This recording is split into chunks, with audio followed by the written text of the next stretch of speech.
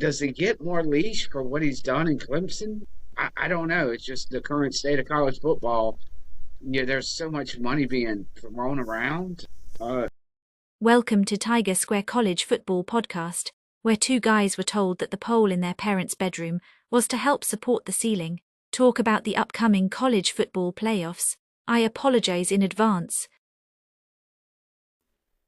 Hello, everyone, and thank you for joining us with Tiger Squared preview of the quarterfinal college football playoffs. We're going to talk a little bit about those games coming up. Appreciate you guys being here. Like, share, subscribe, comment, however you want to do it. Just get the word out there. We appreciate you guys watching us, and I'm Shane, and this is Jason. Jason's up in Alaska. I am in Florida, where it's supposed to actually get below freezing tonight. uh-oh. Or tomorrow night. Yeah, tomorrow night. So, yeah, it's gonna be tough for a couple of days, man. Huh. Yeah. How long is it Yeah, supposed to stay below zero over there? Or below couple zero? minutes, couple of minutes probably. Right. Probably half the day. It's not gonna be bad. Okay. All right. Yeah. Don't worry about you Southerners. It's a little cold. I've been through the cold down there before. All right. Hold on. Time out. This is a Kirby Smart sanctioned timeout right here. You worry about us Southerners down there, Alaskan like, natives. yeah, I'm basically Eskimo now. Okay. yeah. Okay, emo maybe, but not Eskimo. But anyway, all And right. if I need to drop a pin to prove that I live in Alaska, I will. Alaskan. Yes, we no, but you're talking like you're not one of us anymore. Like you done moved up That out of was, the hood. So I know what you were getting at. I was referring to what we were talking about before we hit the record button, that I do live gotcha, in gotcha. Alaska. Yes. Oh, okay, yeah. Sorry, I missed that, but entertainment Okay. nonetheless. Oh, All right. So, Jason, let's get into maybe a couple of the bowl games. I think the one that probably piqued our interest the most, or that we can both legitimately comment on, is BYU and Georgia Tech, and that's the two teams a lot of people were thinking should have been next, or should have been there uh, in the playoffs. And what a great, I mean, that's motivation for that game. Like, I know Notre Dame doesn't need motivation to play in a bowl game, but that made for a good game in my opinion. And I was really kind of hoping that Haynes would go out on top. And they had a nice story about him, and we're talking a lot about him, was kind of building it up to that. And then the Wicked Witch of the East just came in and took that final moment from him, from BYU. Great game. What I saw, it was well coached, and just kind of back and forth there at the end. Jason, what do you think? I don't know why I'm such a Haynes King supporter, but I really like the kid. Georgia Tech fell off there at the end. I don't think they had any whatever for reason to think that they would be in the playoffs. BYU, on the other hand, I think they had a legitimate gripe on not being selected into the playoffs. They would have put up a much better fight. I don't know if they would have won than James Yeah. Madison.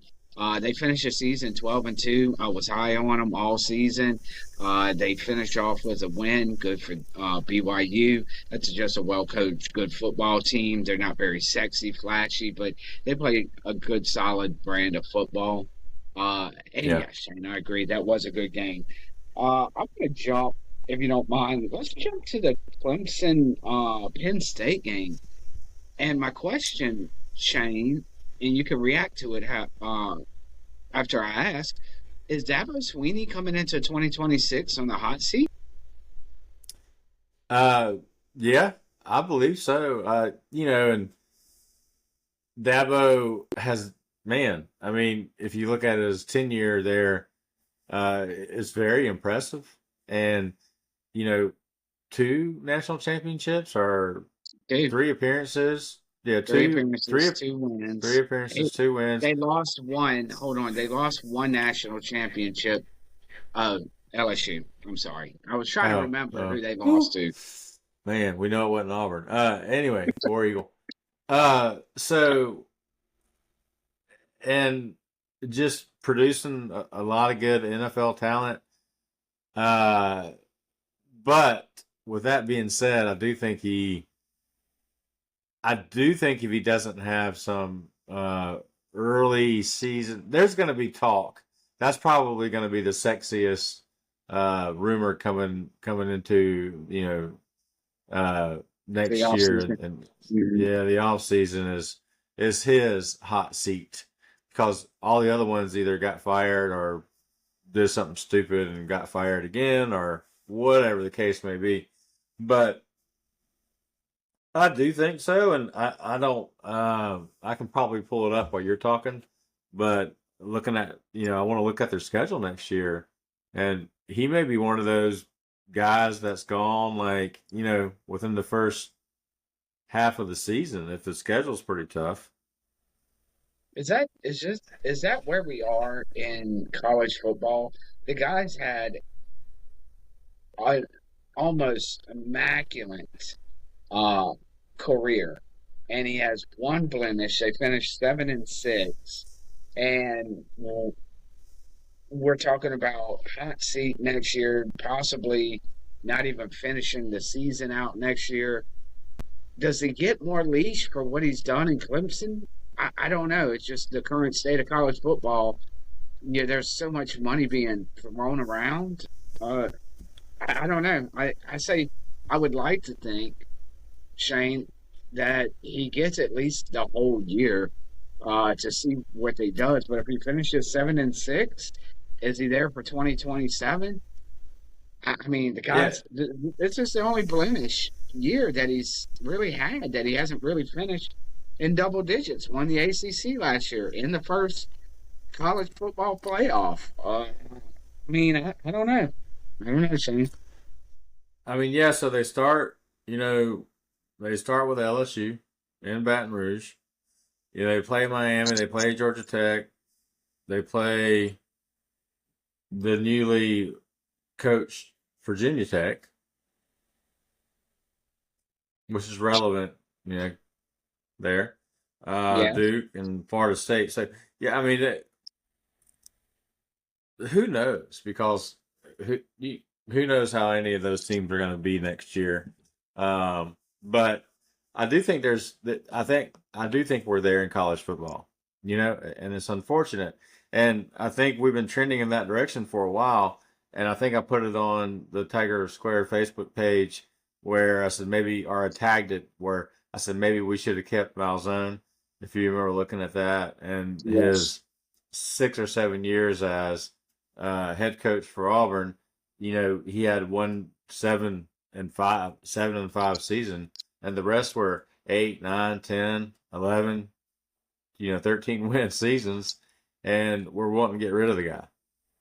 I know. It's just I think that's the state of college football.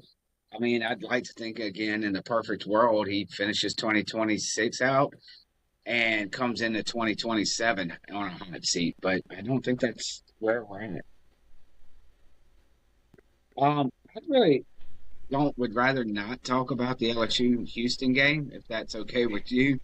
It is what it is. We had opt-outs, we had injuries, we had a interim coach that was literally gone the next day. Frank Wilson. I wish we could have kept him. He's off to Ole Miss.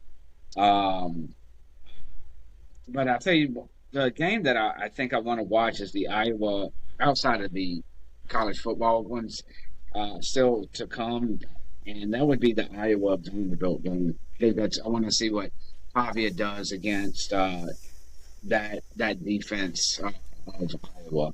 And outside of that, Michigan, Texas, maybe, Michigan's dead man walking, kind of, sort of, with no coach over there.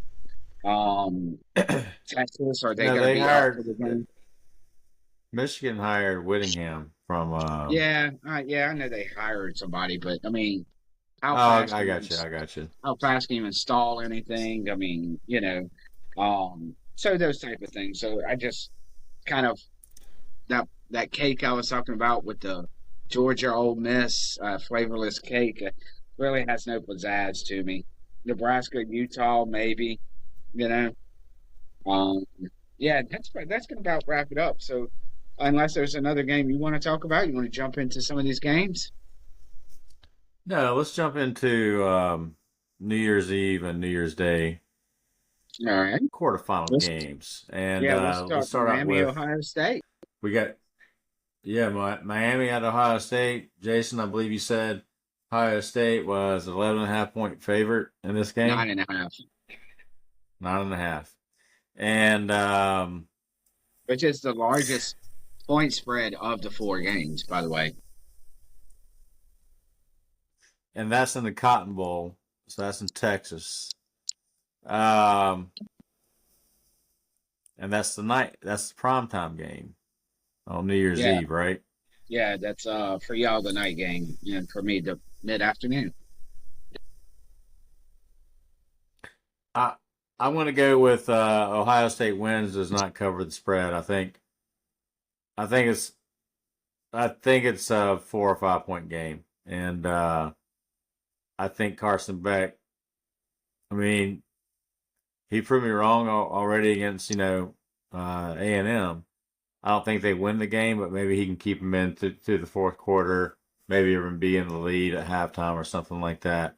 And then Ohio State just kind of grinds it out, for the rest of the game, and finally goes ahead, midway through the fourth quarter and falls on to the lead. I'm with you, Shane. I think Miami's defense is better than maybe people think. I think they keep them in Yeah, this game. I think it should be a pretty entertaining game. And I'm with you. Ohio State wins. Miami covers. cool. Yeah, next, the first game of New Year's Thursday of New Year's Day, Thursday. first college football game of the year would be Oregon and Texas Tech, and they're playing in the. Is that the Orange Bowl? That is the Orange Bowl. Very good. Okay, so Paying they're bills playing and down, paying attention. I like it. paying. Woo. So yeah, and Oregon is favored by 1.5. So this is a coin toss. That means Vegas doesn't really know. It's kind of the same thing we've been saying about these teams, throughout our podcast is Vegas doesn't really know. We don't really know. I mean, it wouldn't surprise me if either one of these teams won the national championship, and it wouldn't surprise me that if they get to the next round where they get beat by 35 points. I think they're both a quality product. I think this is really. I'm really looking forward to this game. I did get my schedule taken care of, so I'll probably catch most of this. And I'm just gonna go with Texas Tech. I mean, they're just a more sexy team to me right now, and I think that I don't know, they just look like a beast. They're in beast mode, and I really think that that they're in it. And I think Oregon plays a great game, but I think Texas Tech just keeps the hammer down on them, man, and wins this game. Uh, I couldn't pick a winner either, but because we are supposed to on our podcast, and that's what we're doing. Shane, I'm going to piggyback you again. I'm going to go with Texas Tech only because I've been riding them all season. And I guess it could be said that Texas Tech is taking a step up in competition, and maybe they are. Oregon is certainly a quality big boy program, but they are battle tested. They played good football. You and I have discussed it all season. Big 12 has some really good teams. Utah, um, Winningham, right? The guy from Utah, he's at Michigan now. Um, Yeah. I mean, they just have some really good BYU. They have really good football. So step up in class, maybe. But I like Texas Tech. Give me them. They can score. They can play defense. They just look good. I think they got the bigger chip on their shoulder. Uh, and I know Oregon has been consistently trying to get over the hump over the last decade or so, but I think they fall short again. But I wouldn't be surprised if Oregon wins or wins at all. I like this matchup. To me, this is my favorite matchup of the four. Gotcha. Yeah, and so we'll go to the both both colors of the teams are red and white, crimson and white, whatever the And case may playing in the be, Rose Bowl. and playing in the Rose Bowl. So it's like the script was written already, Jason. At any rate, so Alabama and Indiana. Indiana is favored by 6.5, is what we saw, Jason. That is correct. Yes, sir. 6.5, which we both kind of, was like, wait a minute. But hey, man, it looks like Vegas is kind of thinking, hey, why not Indiana? Maybe we should have Googled them a long time ago because they win. And They do I win. think that they do win. And that wouldn't surprise me, man. That wouldn't surprise. It also would not surprise me. Yeah, ultimately, I think Indiana's going to win. I think they have the better talent. I think the coach is better, and I think that if they get stopped, it won't be this week. It'll be next week. But they haven't disappointed yet when it comes to, hey, they've lived up to what they're talking about. They believe they're going to be national champs. So I'm going to say Indiana wins the game. And yeah, I do think it's some kind of score by Indiana, maybe on a turnover that gets it over. So they cover the spread and win. If it did not have this stupid Alabama in this game, I would really say this is probably one of the more competitive matchups that we've had of this year and last year. Uh, I think this is going to be a four-quarter game. Indiana does win at the end, uh, but this should be a low-scoring affair. I see it as a low-scoring affair. Good defenses. It's going to be hard to put up touchdowns. Think you're going to see some field goals in this game. Uh, I think we had said 48.5 was the over and under. I'd look for it to be under that, with the over and under, and that should this game should go all four quarters down to the last 2 minutes, 1 minute of the game. But I do like Indiana to win it. They've shown grit, they've shown moxie all season. I like the coaching staff, and sometimes it's just teams just look like they're a team of destiny, so to speak. Agreed. All right. So the nightcap will be the Sugar Bowl. And man, this is like what an amazing event for college football playoffs and SEC conference to be able to host these two teams in New Orleans. And they're right there in their virtual backyard for both schools. The fan base for both of these teams is strong in the New Orleans area and surrounding area. I mean, when you're home, you're 45 minutes from there. Where I sit right now in my garage, I'm about a 3 hour trip. So and just that's going to be an amazing event. It's going to be the atmosphere is going to be rocking. I'm going to stick with my guns. We looked at the point spread on this, Jason, and Georgia by 6.5, and is that's what we looked at? Is that correct, or was it Yes, 9.5? yes, and it was 6.5. Six and a half. And I just, the only reason I think the point spread is at that is because of the coaching situation. I honestly think if Lane Kiffin was still coaching and nothing had changed, that Ole Miss would be favored in this game for some reason. That's just how it is in That's the back of interesting. my head. I would think, Yeah, I would think so. Because they beat him the first time. yeah, yeah. So I I don't. Okay, Georgia wins by 3. I don't think it's by a touchdown. So, and I think this, like you said, the Indiana game and Alabama. I think this one comes down to overtime, down to the last minute. I mean, I think Ole Miss plays a great football game, but Georgia hasn't made a lot of mistakes all year long.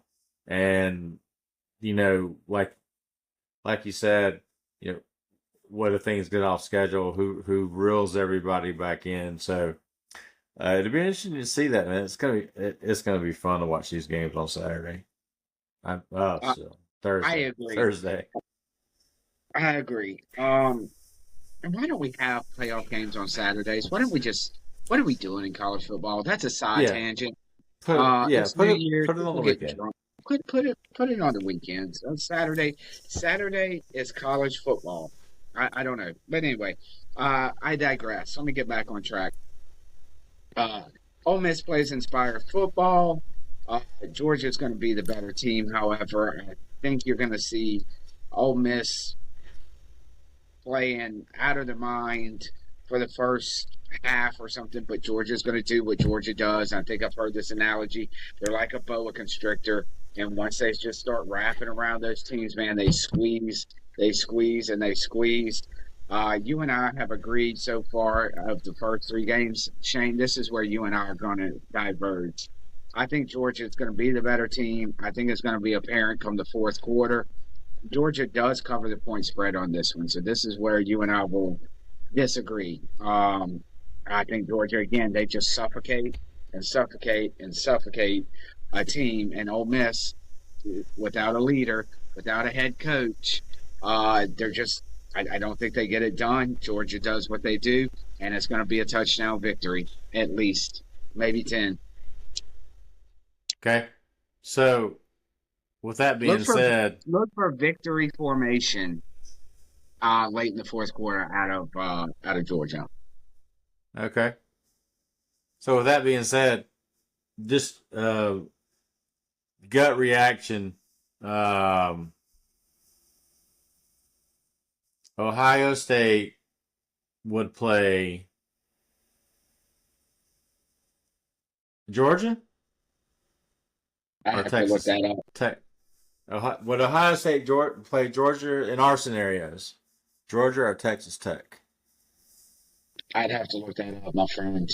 I don't know who Okay. brackets college football. Shall get this answer though. Yes. Whose Google will work quicker? Alaska. There you go. You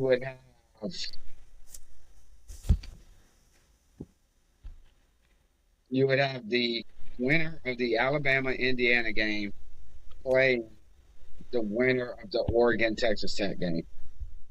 So, Indiana, Texas Tech. Who do you got? Just gut reaction. Indiana. Okay. Yeah, got to. Okay, and then that would leave Ohio State and Georgia. And Georgia. Georgia. Wow, that's. Really? I don't know, man. Man, I don't know, man. Because I've started to say something. I was like, "Oh, wait a minute. What am I doing here?" Yeah. So, hey, that's what we're gonna be talking about next time. We're gonna be recapping these games, guys, and then we're gonna be sneak peeking to the semifinals, and possibly, we'll talk a little bit about transfer portal. My boy Cam Coleman did enter the portal officially today, so Auburn's best stud on the team is gone, but that don't mean he can't be replaced with the right money. So we're going to get into a few of those topics. And like always, this is Shane and Jason, Tiger Squared podcast. We're just two guys talking about college football, and we love it. I think it shows that we love this stuff. Glad you guys are here and watching, and hope you guys have a safe New Year's Eve.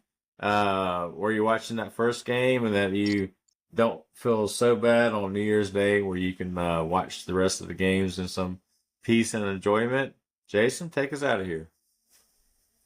Shane, we'll echo that. Please be careful on the roads New Year's Eve night. And if you do happen to indulge a little bit too much on New Year's Eve, Well, you can just lay on the couch and watch college football all day. I think that's really what it was meant to do. Shane, and lastly, the playoffs were in our second year of it. I know that first round wasn't quite what we were all looking for, but now that we're getting into real contenders here in the quarterfinals and then into the semifinals, Shane, this is a lot of fun, and I hope the committee gets it right, or we do something better in the structuring next year, so that way we can have that better. First slate of games, but this is a lot of fun. As college football fans, this is just this is what we've been waiting for all season.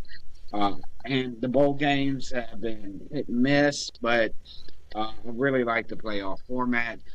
Thank you, everyone, for watching. As Shane has said, I appreciate it. Stay tuned and go Tigers. Oil.